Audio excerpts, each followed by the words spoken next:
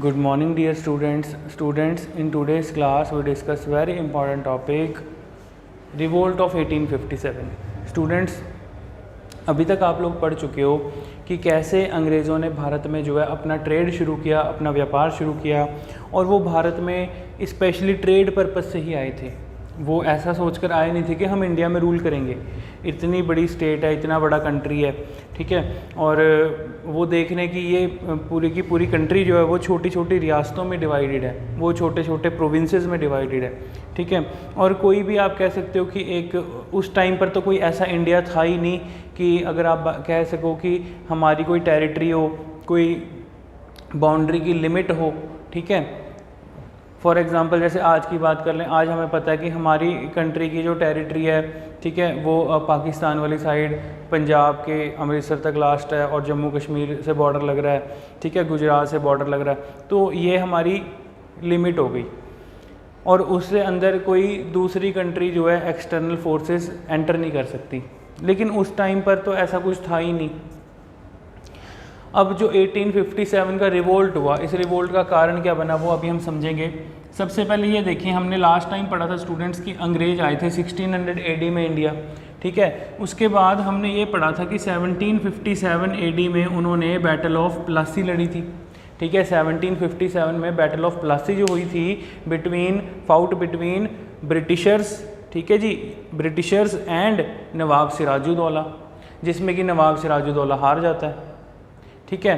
Then जो बंगाल का नवाब था। देन उसके बाद 1764 AD में अंग्रेज़ों ने एक और बैटल लड़ी, बैटल ऑफ बक्सर, ठीक है जी, जिसमें कि हेक्टर मुनरो जो है वो तीनों फोर्सेस को हरा देता है, शाह आलम II, ठीक है, सुजाउद्दौला एंड मीर कासिम। अब स्टूडेंट्स, इन बैटल्स के जीतने के बाद अंग्रेज़ों ने टोटली इंडिया में, आप कह सकते हो कि बंगाल बहुत बड़ी स्टेट थी, ठीक है जी। बंगाल अकेला आज की डेट का जो आपका बांग्लादेश है और वेस्ट बंगाल है, बिहार है, उड़ीसा है, ये पूरी की पूरी प्रोविंस बंगाल हुआ करती थी, और अकेला बंगाल ही आधे इंडिया के बराबर था किसी टाइम पे। तो इस तरीके से अंग्रेज़ों ने पहले सिर्फ बंगाल को कैप्चर किया। देन उसके बाद बंगाल, मद्रास एंड मुंबई, ठीक है, बॉम्बे आप कह सकते हो। तो इन जगहों पे आकर अंग्रेज़ जो है अपनी कॉन्स्टिट्यूंसीज बनाते हैं, अपनी प्रेसिडेंसी स्थापित करते हैं, और अंग्रेज़ों ने यहाँ पर अपने गवर्नर नियुक्त किए। तो स्टूडेंट्स, इस तरीके से अब हम समझते हैं कि क्या हुआ ऐसा 1857 में कि रिवोल्ट की बात हुई। 1857 का रिवोल्ट हुआ क्यों, ठीक है, क्या कारण थे। स्टूडेंट्स, कोई भी रिवोल्ट है हिस्ट्री में, हमेशा उसके कुछ कारण होते हैं, हमेशा रिवोल्ट के कुछ कॉजेज़ होते हैं, और उसके कुछ कॉन्सिक्वेंसेस निकलते हैं। तो आइए समझते हैं students, cause of the revolt, क्या इंपॉर्टेंट कॉजेज़ थे वो हम डिस्कस कर रहे हैं। स्टूडेंट्स, सबसे इंपॉर्टेंट है पॉलिटिकल कॉज, रिलीजियस कॉज और इकोनॉमिक कॉज। सबसे बड़ी बात स्टूडेंट्स पॉलिटिकल कॉज की अगर बात करें, लॉर्ड डलहौजी उस टाइम पे इंडिया का गवर्नर जनरल था जब उसने एक ऐसा कानून बनाया जिसका नाम था doctrine of lapse. Doctrine of lapse का मतलब था स्टूडेंट्स कि जिसमें लैप्स नीति में अंग्रेज किसी भी स्टेट को एक्वायर कर सकते हैं, अपने साथ लैप्स कर सकते हैं, अपनी टेरिटरी में शामिल कर सकते हैं, जिस स्टेट का, जिस प्रोविंस का कोई राजा है, आगे उसका नेक्स्ट उत्तराधिकारी नहीं है। फॉर एग्ज़ाम्पल कोई राजा है, कोई स्टेट का रूलर है, ठीक है जी, उसके नेक्स्ट आगे कोई संतान नहीं है, उसकी नेक्स्ट डायनेस्टिकल रूल करने वाला कोई प्रिंस नहीं है, ठीक है। तो उस स्टेट को ब्रिटिशर अपनी स्टेट में मिला लेंगे, और वहाँ का एडमिनिस्ट्रेशन कंट्रोल अंग्रेज़ खुद करेंगे। तो ऐसा उन्होंने कानून बना दिया। कहते जी अदरवाइज़ वो स्टेट को कौन चलाएगा, स्टेट को कौन संभालेगा, हम संभालेंगे, हम देखेंगे। तो ये एक अंग्रेज़ों की बहुत बड़ी चाल थी, जिसमें कि उन्होंने झांसी, सिंध, सतारा, ठीक है जी, सतारा जो है स्टूडेंट्स वो महाराष्ट्र में आज की डेट में, ठीक है, सतारा डिस्ट्रिक्ट, जैसे कि झांसी डिस्ट्रिक्ट उत्तर प्रदेश यूपी में है, और सिंध जो है वो पाकिस्तान में है, ठीक है। So according to doctrine of lapse उन्होंने झांसी को, सतारा डिस्ट्रिक्ट को, सिंध प्रोविंस को, और last annexation of the britisher was Punjab, Punjab को। कौन सा पंजाब? जो महाराजा रंजीत सिंह वाली प्रोविंस थी, उस पंजाब को अंग्रेज़ों ने एक्वायर किया। जो लास्ट रूलर था महाराजा रंजीत सिंह की फैमिली का, राजा दिलीप सिंह, उसको अडॉप्ट करके अंग्रेज़ अपने साथ ब्रिटेन में ले गए थे, इंग्लैंड ले गए थे। और उससे पहले स्टूडेंट्स, उससे पहले जब अंग्रेज़ों ने झांसी को और अवध को भी कैप्चर किया जी, अवध को तो विदाउट एनी अंग्रेज़ कहते जो अवध प्रोविंस है, ड्यू टू माल एडमिनिस्ट्रेशन उसका सही तरीके से आप कह सकते हो कि कोई राज प्रबंध नहीं हो रहा, इसलिए हम उसको एक्वायर कर लेते हैं। ठीक है, ऐसी बस अवध को भी एक्वायर किया। और जब झांसी की रानी ने इस चीज़ का विरोध किया, रानी लक्ष्मीबाई ने जब इसके खिलाफ रिवोल्ट किया, तो उसको अंग्रेज़ों के साथ वॉर लड़नी पड़ी। तो स्टूडेंट, सबसे इम्पोर्टेंट पॉइंट है पॉलिटिकल कॉज।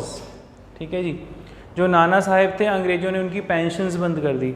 ऐसे रूलर्स जो जब अंग्रेज़ आए तब से वो पेंशन दे रहे हैं, ऐसे कुछ प्रोविंसेस के रूलर्स को, उनमें से एक थे नाना साहेब। कहते जी नाना साहेब तो अडॉप्टेड चाइल्ड है, ठीक है, बाजीराव सेकंड का, इसकी पेंशन बंद करो। अडॉप्टेड चाइल्ड को हम नहीं मानते कि कोई राजकुमार होगा। ठीक है, तो लॉर्ड डलहौजी ने सबसे पहला काम क्या किया, जो भी प्रोविंसेस के रूलर्स की ये पेंशन चल रही थी उसने पेंशन बंद की। ठीक है, और सबसे बड़ा काम क्या किया, डॉक्ट्राइन ऑफ लैप्स को लागू किया। डॉक्ट्राइन ऑफ लैप्स क्या होता है स्टूडेंट्स, आई होप अब आप लोग समझ चुके होंगे। तो इस पॉलिटिकल सिनेरियो के कारण कई सारी स्टेट्स के प्रोविंसेस के रूलर्स जो थे वो अंग्रेज़ों के खिलाफ हुए और उन्होंने लड़ाई लड़ी। ठीक है जी, जैसे कि झांसी की रानी, ठीक है जी, और नाना साहिब हो गए। ठीक है, वो भी झांसी की रानी को सपोर्ट करते हैं। नेक्स्ट इंपॉर्टेंट पॉइंट है students, religious cause. Religious cause means, अब ध्यान से समझो, जब अंग्रेज़ हमारे देश में आए, ठीक है जी, जब उन्होंने एडमिनिस्ट्रेशन कंट्रोल अपने हाथ में लिया, तो हमारे जो रिचुअल्स चल रहे थे उनको अंग्रेज़ों ने बैन करने की कोशिश की। रिचुअल इन द सेंस जो ऐसी कुप्रथाएं, आप बैड रिचुअल्स कह सकते हैं उनको। फॉर एग्जांपल स्टूडेंट्स, जैसे कि सती प्रथा थी। ठीक है जी, सती प्रथा के खिलाफ राजा राम मोहन रॉय ने मूवमेंट शुरू की, और उस टाइम पे इंडिया का जो आप कह सकते हो गवर्नर जनरल था, वो था Lord William Bentinck. Lord William Bentinck ने एक कानून पास किया कि कोई भी अगर सती प्रथा प्रैक्टिस करेगा, मतलब किसी भी लेडीज़ को अग्नि में सती करेगा, जिसका हस्बैंड मर जाता था उसकी वाइफ को भी अग्नि में उसके साथ ही जला दिया जाता था, सती कर दिया जाता था। तो ये एक बहुत बड़ी इंडिया की आप कह सकते हो कुप्रथा थी, बैड रिचुअल थी। इसके खिलाफ लॉर्ड विलियम बेंटिक ने जब कानून पास किया, तो हमारे इंडियंस के अंदर ये बात हो गई कि ये तो हमारी प्रॉब्लम है, या फिर ये तो हमारी एक रिचुअल है, या ये हमारा कल्चर है, इसमें कोई फॉरेनर क्यों इंटरफेरेंस कर रहा है। ठीक है, तो इस चीज़ को लेके इंडियंस के अंदर बहुत रोष था। ठीक है, हमारे देश के लोगों के अंदर बहुत रोष था। सती प्रथा अंग्रेज़ों ने बैन की। विडो रीमैरिजिंग एक्ट पास किया कि जो विधवा औरतें हैं उनकी दोबारा मैरिज होनी चाहिए, इसके लिए अंग्रेज़ों ने एक्ट पास कर दिया। ठीक है, तो ये सब जो प्रथाएं चल रही थी, इसके खिलाफ लोगों के अंदर बहुत रोष था, बहुत ज़्यादा गुस्सा था। इसके अलावा स्टूडेंट्स, सबसे बड़ा जो रिलीजियस कॉज बना, हमारे देश में अंग्रेज़ों ने कई सारे कॉन्वेंट स्कूल खोले, कॉन्वेंट कॉलेजेस खोले, और बहुत बड़े लेवल पर क्रिश्चियन मिशनरी का जो प्रोपागेंडा है वो स्टार्ट किया, जिसके खिलाफ कि बहुत सारे लोगों के अंदर ये इस बात को लेके गुस्सा था कि ये कह सकते हो कि अगर अंग्रेज़ हम अपना कल्चर हमारी कंट्री में फैलाएंगे तो कहीं हमारा कल्चर लुप्त ना हो जाए, कहीं हमारा कल्चर जो है वो ख़त्म ना हो जाए।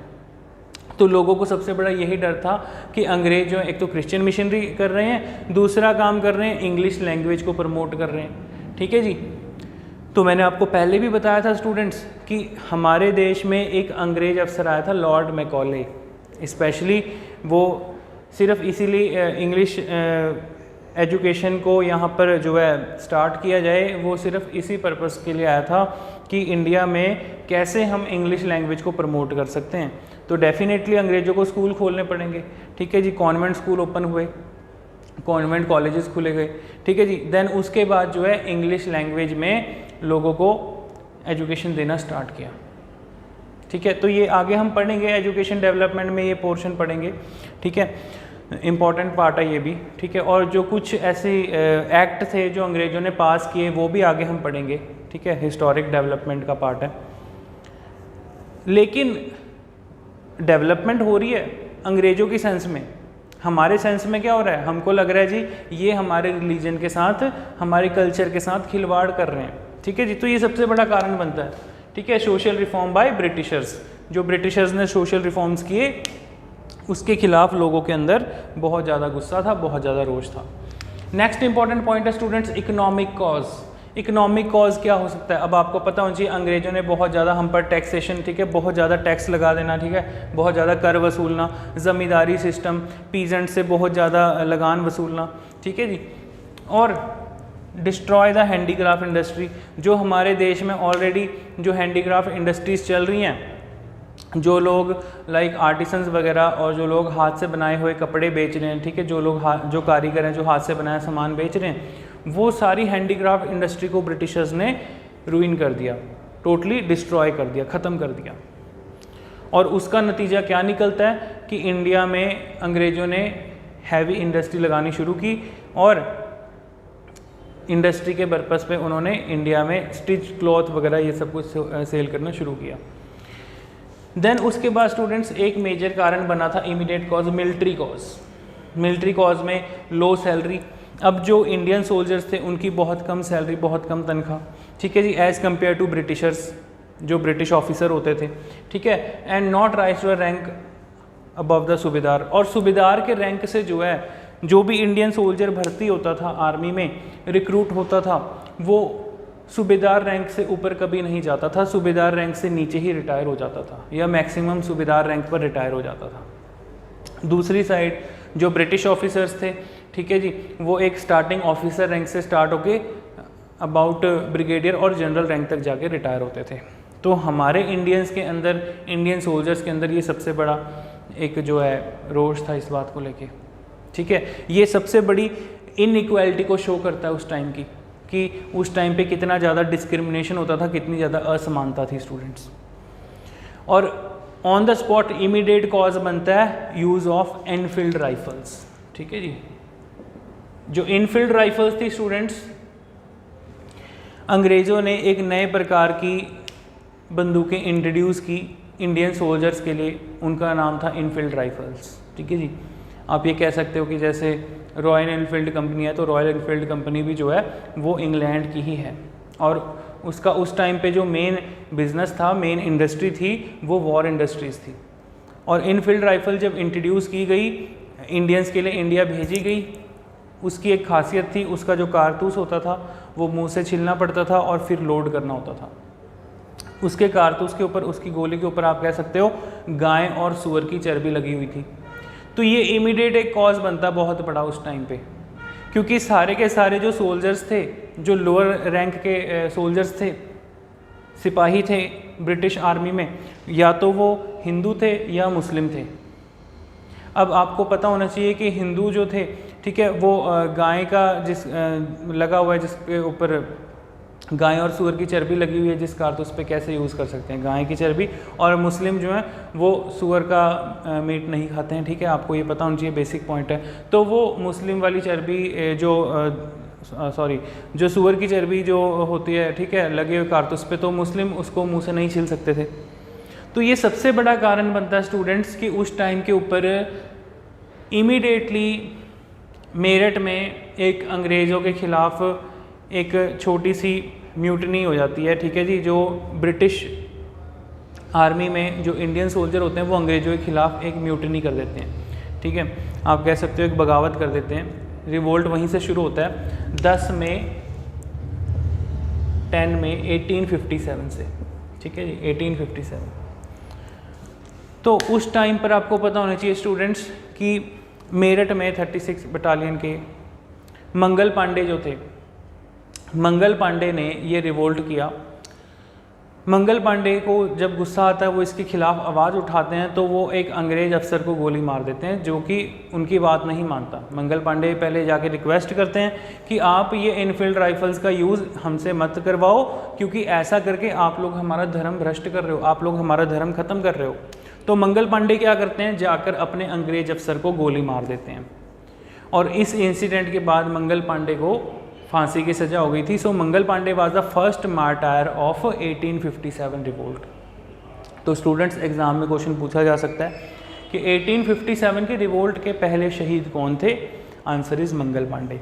ठीक है, आपको पता चल गया होगा। अब इसके बाद क्या होता है स्टूडेंट्स, हमने पढ़ा भी था अबाउट बहादुर शाह जफ़र के बारे में, जो लास्ट रूलर था, last ruler of Mughal empire. ठीक है जी, मुग़ल एम्पायर के लेटर्स मुग़ल में सबसे आखिरी शासक 1857 में बहादुर शाह जफ़र को, ठीक है जी, बहादुर शाह जफ़र को अंग्रेज़ों ने जेल में डाल के रंगून भेज दिया था और वहाँ जेल में डाल दिया था और उसकी डेथ वहीं पे हुई थी। अब होता क्या है कि मेरठ से सारे जो सिपाही थे, सोल्जर थे, वो दिल्ली की तरफ पैदल चले जाते हैं, पैदल कूच करते हुए जाते हैं, ये सोचते हुए कि दिल्ली में हमारा बादशाह बैठा है, ठीक है, बहादुर शाह जफ़र बैठा है, तो उसके पास जाएंगे, उसको हेल्प के लिए मांगेंगे, अपनी हेल्प मांगेंगे उससे, देन वो हमें प्रोटेक्ट करेगा इन अंग्रेज़ों से। लेकिन लोगों को ये नहीं पता होता कि मुगल्स की तो पावर टोटली ज़ीरो हो चुकी है, ख़त्म हो चुकी है, कुछ भी नहीं है, वो तो खाली नाम का बादशाह रह गया। ठीक है, देन फिर जब ब्रिटिशर्स को ये चीज़ पता चलती है, अब अंग्रेज़ तो समझ नहीं पा रहे, वो सोच रहे हैं कि ये लोग बहादुर शाह जफ़र के पास जा रहे हैं, किसी ना किसी करके बहादुर शाह इन लोगों को मैनिपुलेट कर रहा है हमारे खिलाफ। तो वो क्या करते हैं, लाल किले में से बहादुर शाह जफ़र को अरेस्ट करके रंगून भेज देते हैं। तो आपको स्टूडेंट्स मैंने बता रखा है कि जो लाल किला है वो अपने लिए बनवाया था मुग़लों ने। ठीक है जी, तो लाल किले से क्या करते हैं जी, बहादुर शाह जफ़र को अरेस्ट करके भेज देते हैं रंगून। ठीक है, आज की डेट में जो आपका म्यांमार वाला स्टेट है, म्यांमार कंट्री है, आपको पता है। ठीक है जी, रंगून भेज देते हैं और वहीं पे उसकी डेथ हो जाती है। तो आई होप आपको ये बेसिक कॉजेज़ के क्या कारण थे इस रिवोल्ट के, ये सारे समझ में आ गए होंगे। ठीक है, तो यहाँ से क्वेश्चन कैसे पूछे जा सकते हैं ये हमने अभी डिस्कस किया। तो स्टूडेंट्स ये इम्पॉर्टेंट बेसिक पॉइंट आप नोट डाउन कर लीजिए। ठीक है, take your time.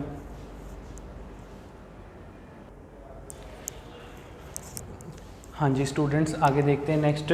So students, Delhi का जो हेड था बहादुर शाह जफ़र, ठीक है जी, last Mughal ruler, last Mughal सल्तनत का हेड, इसको अरेस्ट कर लिया था और दिल्ली को कैप्चर कर लिया था जॉन नेल्सन ने।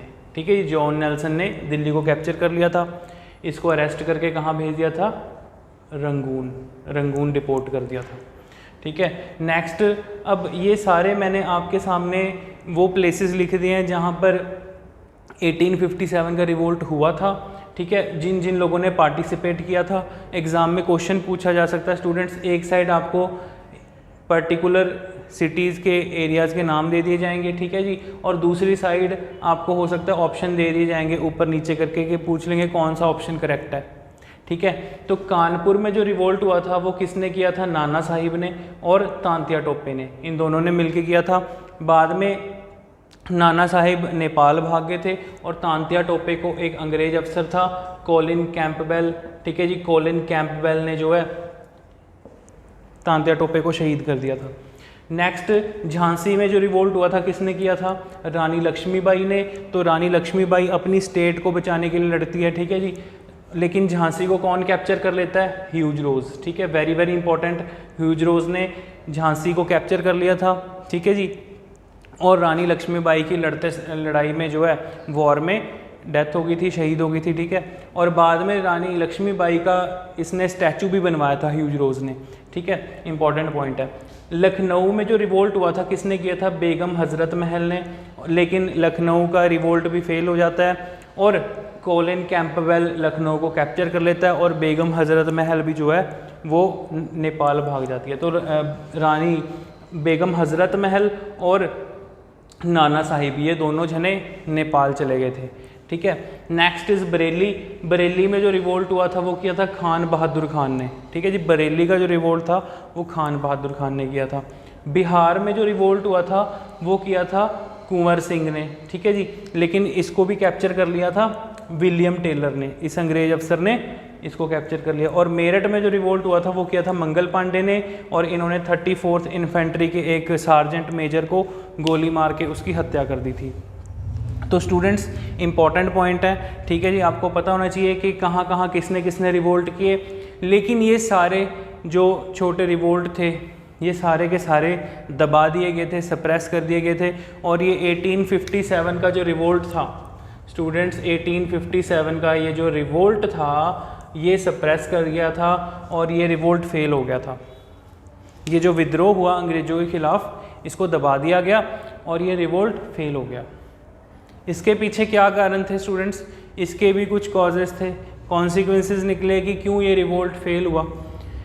सबसे बड़ा पॉइंट कि ये रिवोल्ट पूरे इंडिया में नहीं हुआ था, ये रिवोल्ट सिर्फ इन्हीं पर्टिकुलर जगहों में हो रहा था, ठीक है। दिल्ली में तो रिवोल्ट ही नहीं हुआ, दिल्ली के तो बहादुर शाह जफ़र को ऐसे ही अंग्रेज़ों ने उठा के डिपोर्ट कर दिया, ठीक है जी। उसको तो कुछ पता भी नहीं था, ना ही उसके पास कोई प्रॉपर आर्मी थी जो लड़ सके, ठीक है। सिर्फ नाम का बादशाह रह गया था, उसको भी अरेस्ट करके अंग्रेज़ डिपोर्ट कर देते हैं। कानपुर में नाना साहिब और तांत्या टोपे ने लड़ाई लड़ी थी, ठीक है जी। अब ये जहाँ पे भी रिवोल्ट हो रहे हैं, रिवोल्ट की शुरुआत कहाँ से हुई थी? मेरठ में मंगल पांडे ने शुरुआत की थी अंग्रेज अफसर को गोली मार के, और 10 मई को ये रिवोल्ट शुरू हो रहा है, 10 मई 1857 को। लेकिन स्टूडेंट्स ये रिवोल्ट के शुरू होने से पहले ही अंग्रेज़ों को पता लग जा रहा है कि जिस भी सिटी में, जिस भी स्टेट में उनके खिलाफ़ ये रिवोल्ट होने वाला है, अंग्रेज़ों को पहले ही इस रिवोल्ट का पता चल जा रहा है कि हमारे खिलाफ़ ये विद्रोह होने वाला है, और वो पहले से ही इस चीज़ के लिए प्रिपेयर हो जा रहे हैं, ठीक है। सबसे बड़ी बात। और दूसरी बात कि जितने भी ये रिवोल्ट करने वाले हमारे उस टाइम के स्वतंत्रता सेनानी थे, किसी में भी कोई टाइप का आप कह सकते हो कोऑर्डिनेशन या लीडरशिप क्वालिटी प्रॉपरली नहीं थी, ठीक है। बिकॉज कोऑर्डिनेशन नहीं थी, due to lack of coordination ये अपना अलग लड़ रहे हैं, ये अलग लड़ रहे हैं, रानी लक्ष्मीबाई अपना अलग लड़ रही है, ठीक है। बेगम हजरत महल अपना अलग लड़ाई लड़ रही है, अपने अपने लेवल पे लड़ रहे हैं, मतलब ये छोटे लेवल पे, ये कोई मेजर लेवल पे वॉर नहीं लड़ रहे। तो अब अंग्रेज़ों को तो पता चल जा रहा है कि हमारे खिलाफ ये भी बंदा बैठा हुआ है, उसको भी दबाने में ज़्यादा टाइम नहीं लग रहा उनको। और सबसे बड़ी बात कि इंडिया के ही कुछ ऐसे रूलर्स थे, प्रिंसली स्टेट के रूलर्स, सिंधिया हो गए, ठीक है, जो आज की डेट में मध्य प्रदेश के सिंधिया फैमिली है, ठीक है, सिंधिया हो गए, और पंजाब के रूलर हो गए, ठीक है, जो पटियाला का राजा था सिंधिया, पटियाला का रूलर जो पेप्सू के बाद में हेड बनते हैं, ठीक है।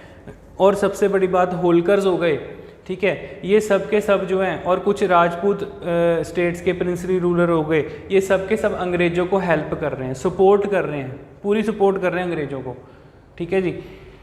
तो ये सबसे बड़ा कारण बन जाता है कि इंडिया में कुछ रूलर तो अंग्रेज़ों को सपोर्ट कर रहे हैं इस रिवोल्ट में, और कुछ इस रिवोल्ट के ख़िलाफ़ अंग्रेज़ों के ख़िलाफ़ लड़ रहे हैं। तो इसलिए अब जो अंग्रेज़ों के ख़िलाफ़ लड़ रहे थे, अंग्रेज़ों को पता लग गया, तो सबको अंग्रेज़ों ने जो है किसी को एग्जीक्यूट कर दिया, किसी को फांसी पे चढ़ा दिया, और कोई भाग गया था, ठीक है। जैसे कि जो बेगम हजरत महल है और नाना साहिब हैं, ये भाग गए थे, इंडिया छोड़ के नेपाल चले गए थे। तो इस तरीके से स्टूडेंट्स एग्ज़ाम में ये क्वेश्चन पूछे जा सकते हैं, ठीक है। आपको क्वेश्चन पूछा जा सकता है कि रानी लक्ष्मीबाई जब लड़ाई में लड़ते हुए शहीद हो गई, ठीक है, उसके बाद झांसी को किसने कैप्चर किया? ह्यूज रोज ने, ठीक है, इंपॉर्टेंट पॉइंट है। कुंवर सिंह की फाइटिंग किसके साथ हुई थी? विलियम टेलर के साथ। कुंवर सिंह किस स्टेट के थे? बिहार के, ठीक है। आपको ये बेसिक पॉइंट पता होने चाहिए। आई होप स्टूडेंट्स आपको ये पॉइंट्स क्लियर हो गए होंगे। Take your time, note down these points.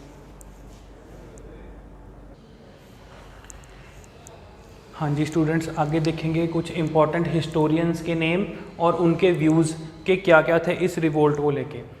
VD. Savarkar, students जो वी.डी. सावरकर थे ये एक बहुत बड़े हिस्टोरियन भी थे प्लस फ्रीडम फाइटर भी थे, ठीक है जी। आगे जाके इनके बारे में पढ़ेंगे, ठीक है, नेक्स्ट फेज में।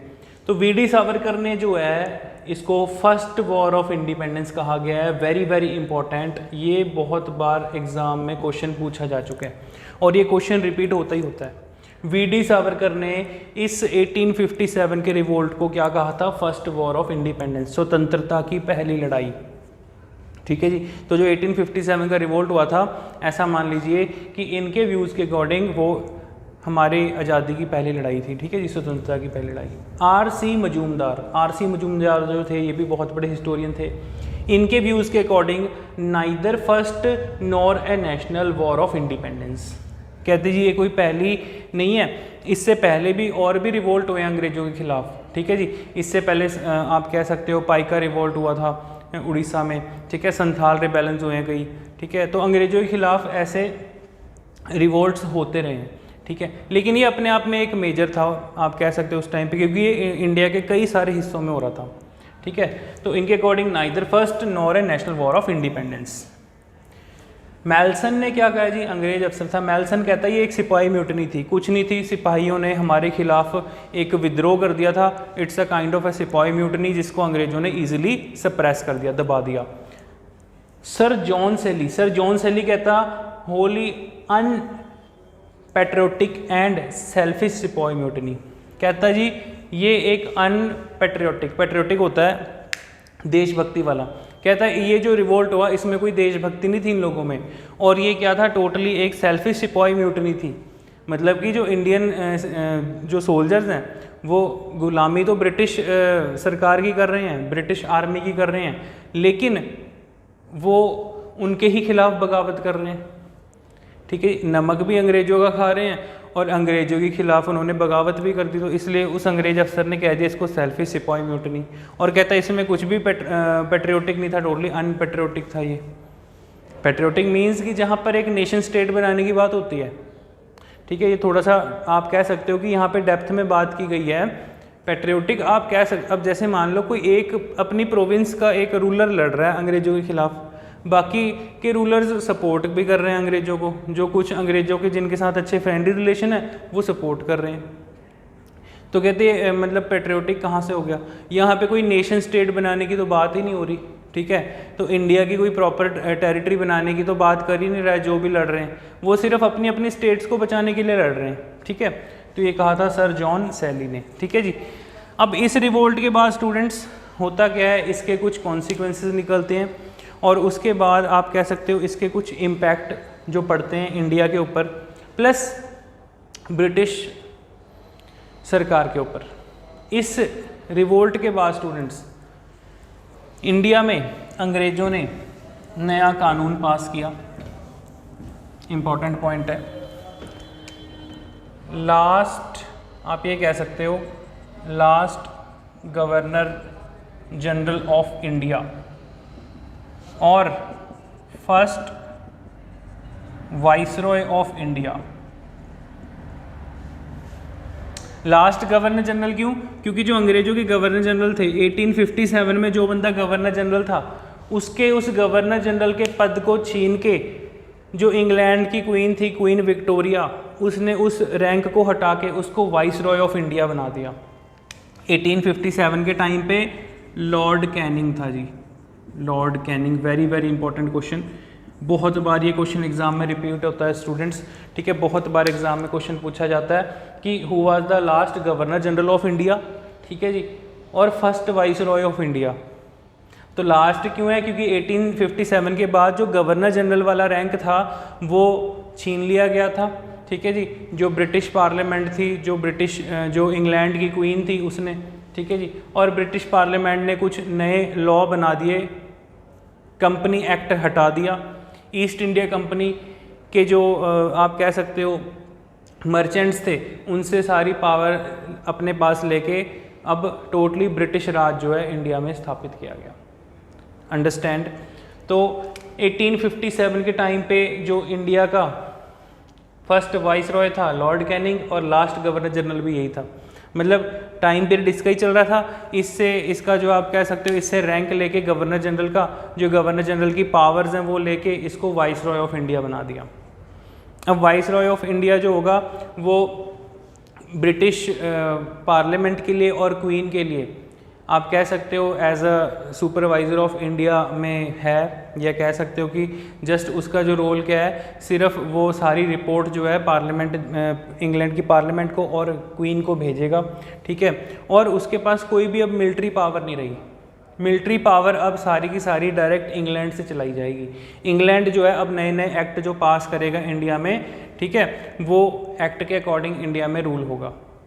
अब इस इम्पैक्ट के बाद असर क्या पड़ा कि इंडिया में जो वाइट सोल्जर्स हैं, ठीक है, उनकी नंबर ऑफ आप कह सकते हो रेशो इंक्रीज़ की गई as compare to Indian soldiers. मतलब कि अब इंडिया में अंग्रेज़ ज़्यादा से ज़्यादा अपने अंग्रेज़ सोल्जर्स को भी भेज रहे थे कि सिर्फ इंडियन सोल्जर्स से काम नहीं चलेगा, हमको अगर ऐसा ना हो कि दोबारा हमारे खिलाफ कोई दोबारा से रिवोल्ट हो जाए, बगावत हो जाए, ठीक है।